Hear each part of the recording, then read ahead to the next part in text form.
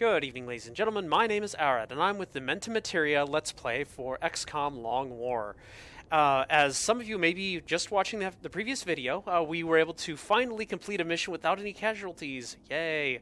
And the rookies finally started carrying their own weight. 2 drones shot out of the air, and 4 sectoids killed by the rookies. Oh, I apologize. 3 sectoids killed by the rookies. The shotgun scout managed to grab the last one. At this point, we are witnessing an XCOM hazing ritual where one of the rookies is forced to deploy on a mission with no armor or weapons. In all seriousness, this is actually a small bug with the missions before they deploy. This poor gentleman on the right here will show up on the map with his armor, but I like to think it's a hazing ritual. So let's go ahead and get this started. It's a crash scout. I'm anticipating anywhere from 6 to 10 aliens, but I am well aware that we can be surprised. So let's get the ball rolling.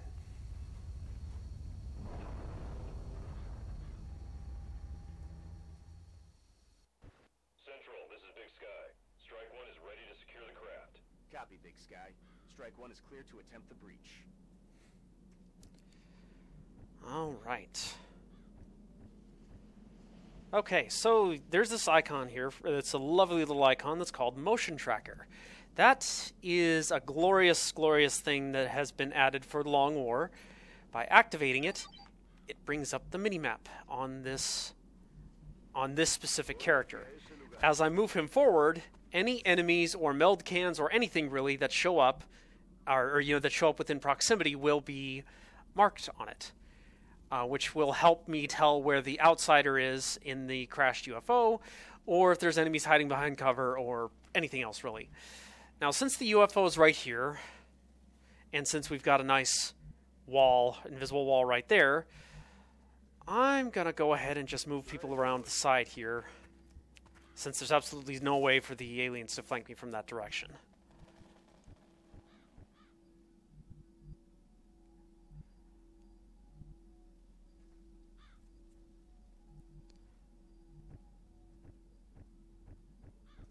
Another thing that we've brought with us is the glorious squad site sniper, who I am going to move forward. I really want to move him right here so that he has eyes on the entire crash site, but this is XCOM. There's probably, if I go there, it'll probably cause an activation. So we're going to probably move that person right here. Watch, that's going to cause an activation. Nope, okay.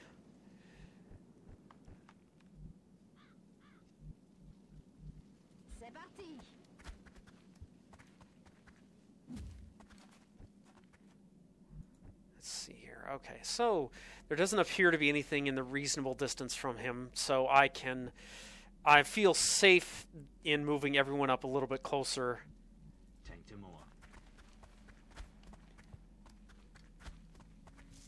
Without worrying about setting off a pod. Moving to designated position. And while we're moving, we can enjoy the lovely voice packs that have been added for the Long War. 10-4.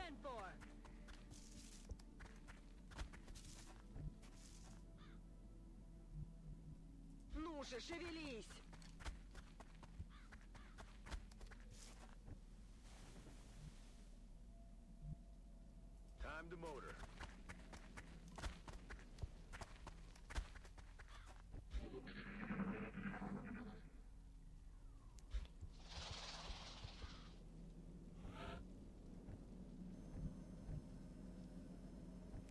Now, I'm going to let my rookie use his motion scanner, and then I just realized I blocked my scout in. Ha ha ha. Okay.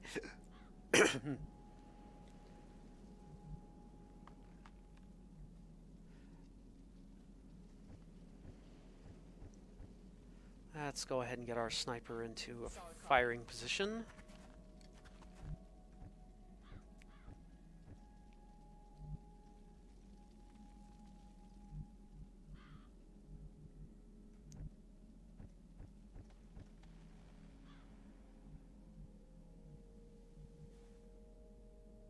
Moving.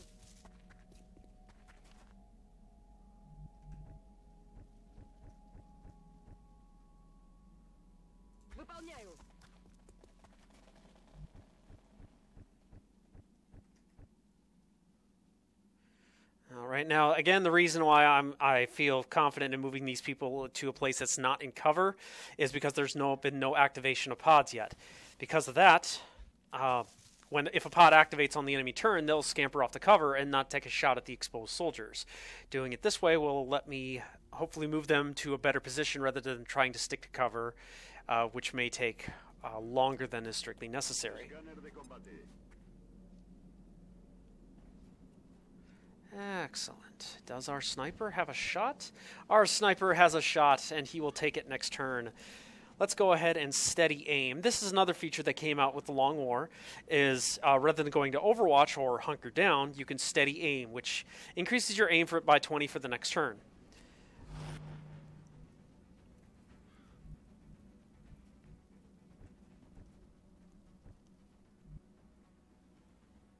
I'm on the move.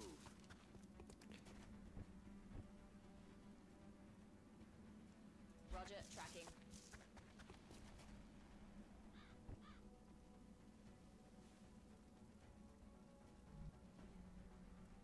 Alright.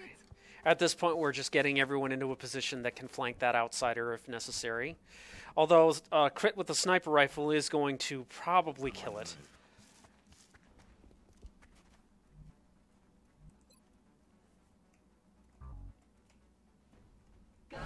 There we go.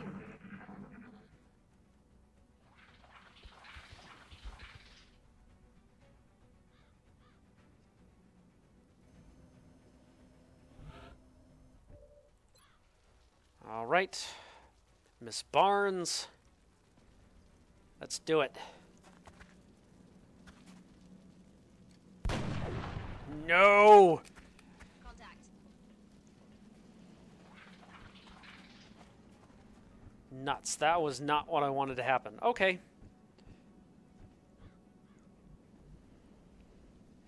The problem now is that he is in cover, and he will start regenerating health every turn. So we need to convince him to leave cover or kill him before he can regenerate that health.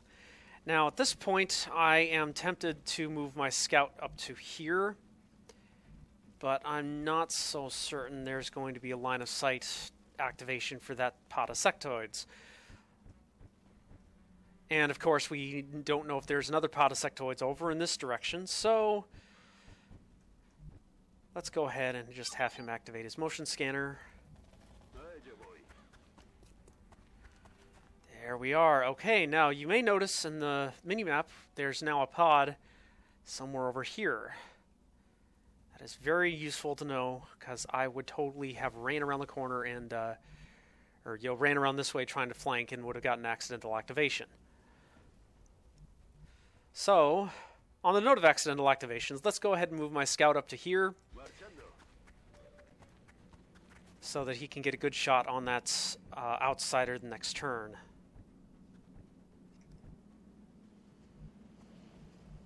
Rolling in.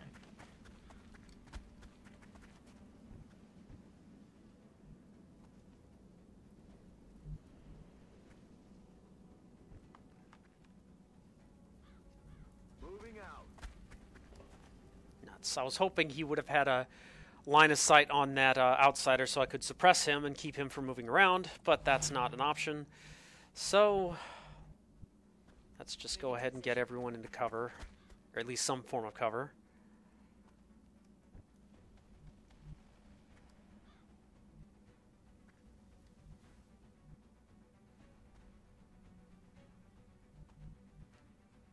Je suis en route. Not the best place of cover there, but I'll make do. Gonna drop a smoke on our heavy because heavy. Yeah, I guess he's heavy. Gonna drop a smoke there to hopefully negate the half cover death magnet.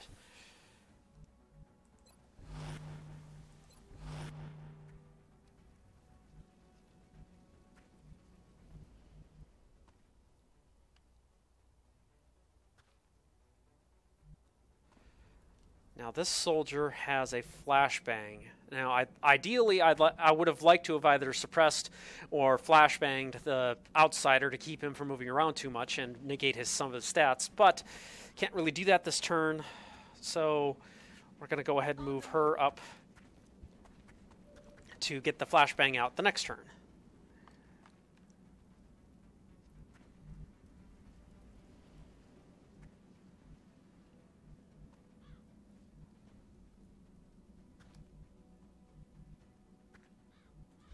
Oh, no. No. Oh, good. I was so worried I was going to... Because she ran around that way, I was worried that that pod would activate. Oh! Damn it. Okay.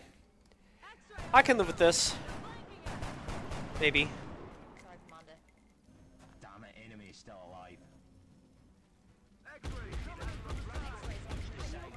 Just blew all of my Overwatch, and now that Outsiders is going to just troll LOL into my soldiers.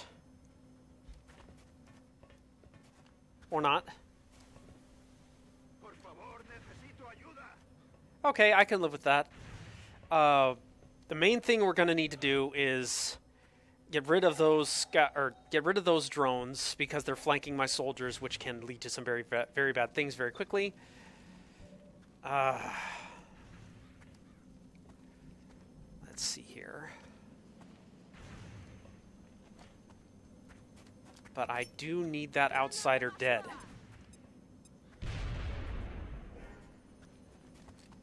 Damn it.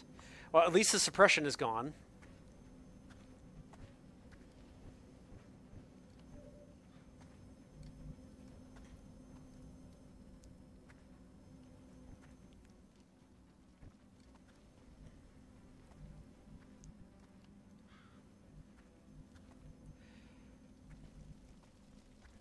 This is like the worst possible cover for these stupid drones, because I've got no way of getting into cover to suppress them without getting flanked by the outsider.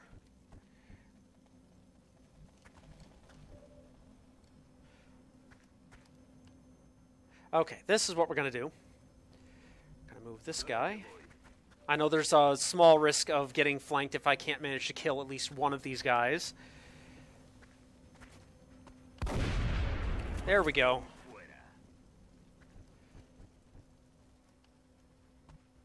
I'm on it, Commander.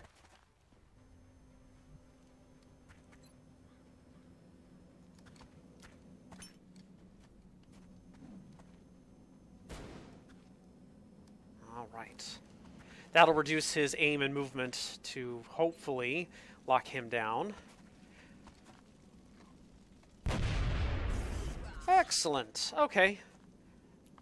That was a significantly better result than I was anticipating. All right, so we're going to go ahead and move our heavy up to there. Suppress the outsider. That should suitably lock him down so then I can go and deal with the sectoids before finally coming back to him.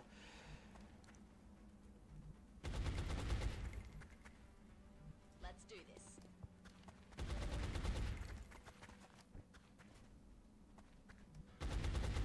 Okay. Now, in the unlikely event that the sectoids come through the door, I'll just go ahead and set some people up to deal with them as if that comes to pass. Oh, another pod.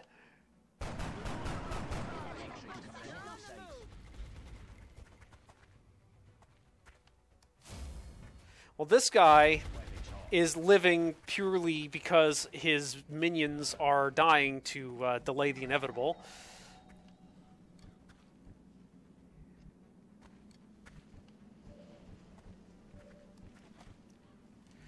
Let's go ahead and see if we can take care of him now. I will get you this turn because I'm going to send my soldiers... Oh, come on, Shen. Don't interrupt me when I'm monologuing. Guess as to the amount of power it would have to be generating to propel that ship. I'd watch your fire down there. That equipment could be highly unstable.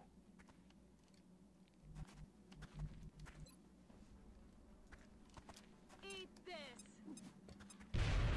Yes. Okay, the grenade did no damage, but it destroyed the outsider's cover, which means that any of the rookies can now crit him to death very, very quickly. Let's go ahead and let Miss Ermakova take the shot. I will be sorely disappointed if you miss. And you did not disappoint me. You get to live for another day.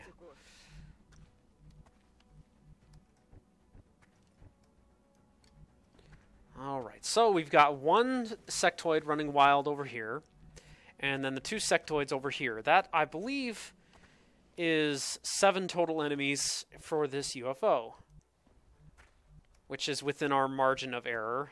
Heading there now.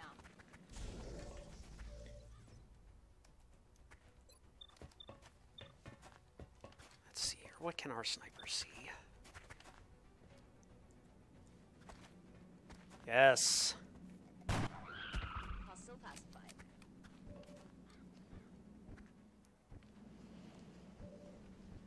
You know, really, the squad side snipers should get a folding chair as an equipment option, because you just put them somewhere, and they should be comfortable while they do their work. They do a lot of work, but they don't really move around a whole lot while they do it.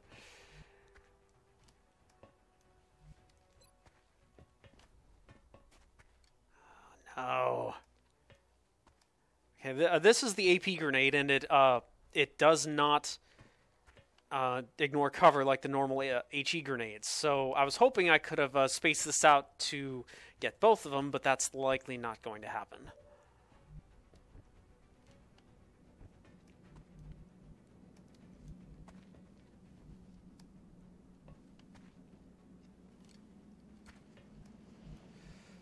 All right. On my way.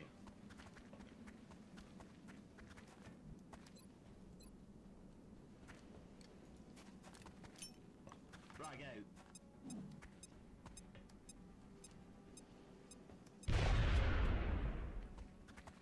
Not quite the result I was hoping for, but I will work with that. Bye-bye. Another day, Bye-bye. another successful operation.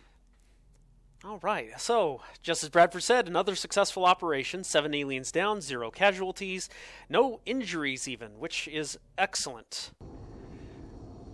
I believe we've got a nice spread of promotions to go around as well. Looks like they're really taking care of business down there. And without so I much would have liked to have at least one more promotion, but I can live with this.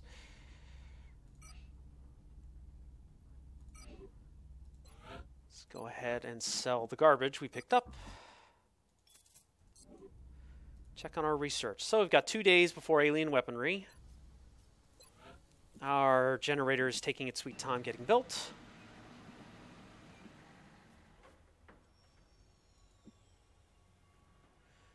Alright, what do we need? We need money. Story of everyone's life, right? We need money. I normally don't like selling meld until I can at least get up to 100, at least early game, but at this point, since we don't actually have anything we're using meld for, I suppose we could sell at least a little bit to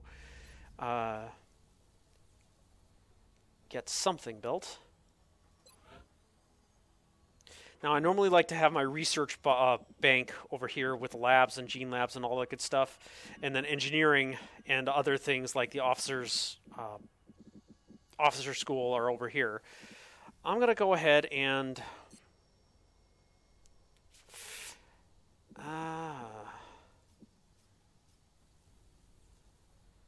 I'm going to go ahead and get... Oh, wait. This is actually a better option. Let's go ahead and get the satellite uplink. Hopefully we can get a satellite up before the end of the month to get us some more money.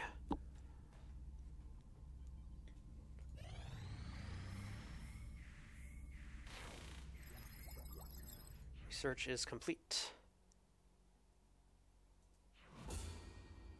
The marksman scope is, I'll just let people read the description. It's a scope that lets scouts use essentially squad sight for the marksmans and strike rifles,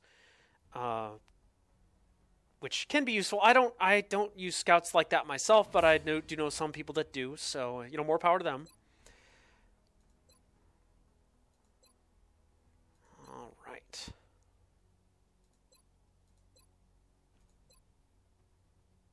Now, at this point, we do want to start kidnapping the aliens so we can start boosting our research a little bit more quickly. So we'll go ahead and get the xenobiology out of the way. Potential applications.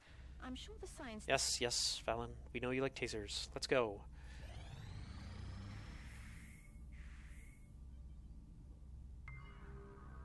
Okay, now this is another feature that came up with Long War. When countries withdraw from the Council, an alien base is set up, which means there's the potential for multiple alien base assaults. This is how you get specific resources and advance the game in general. How Germany withdrew, I believe they were not even Yellow Panic yet. How Germany withdrew was there's an alien mission that launches a battleship. I believe it's a battleship, to a country, and if it can land successfully, that country now withdraws. From what I understand, that only happens only if the aliens have a lot of resources, which is what they have at the very beginning, and lets them do that right off the bat. Commander, we're tracking several reported abductions via the hologlobe. I've got the coordinates locked in. All right. So, Albuquerque, New Mexico. I wonder if that's close to Area 51. But I don't know about such things. We'll just go ahead and leave that there. I'm going to pause for a minute so I can get the squad built for the next mission. And then I will restart the recording as soon as we do so that we can view our soldiers. All right. So we've gotten the squad all built. It's a similar lineup to our previous mission, but I do want to give some shout-outs. Our sniper that we promoted out of rookie status is a 92 base aim, and she's currently set up with a smoke grenade and a laser sight until we can get a scope built. The next person that we've gotten in the lineup is our scout, and a traditional setup to what we had in the last mission, a motion tracker, battle scanner, and shotgun. The gunner is also a similar loadout to the previous mission with laser sight and ceramic plating. And then we have our first assault for the game. He's got 15 base mobility, shotgun, flashbang, and motion tracker. And then engineer. Now, normally for engineers, I normally build them as traditional grenadiers. Lots of grenades, lots of damage, heat ammo, all that good stuff. Not heat ammo, heat warheads, and all that good stuff. But for this playthrough, I'm actually going to be trying something new. Mainly, I'm going to be trying to build them as also not only as grenadiers but also as supports. The main thing I normally did was sapper, heat warheads, repair, and just essentially building them around their grenades. This time I'm going to try doing something new. Instead of sapper, I'll be using a smoke grenade, smoke and mirrors, and repair still because I love those extra charges of arc thrower, and then going from there. Seeing how that works. Just because I do have my medics for that role, but they tend to get very, very heavily burdened with everything they need to do. Chem grenades, smoke grenades, healing, suppression, all that good stuff. The rest of this mission is filled out with rookies. Nothing too outstanding since we are starting to get to the middle of the barrel at this point. Decent mobility, average aim, grenades for all of them to destroy cover and kill enemies without actually having to aim at them. So we'll go ahead and get this mission started with the next video. I intend to release this next Monday, barring any sort of emergencies. I hope everyone is looking forward to that video as much as I am. Goodbye.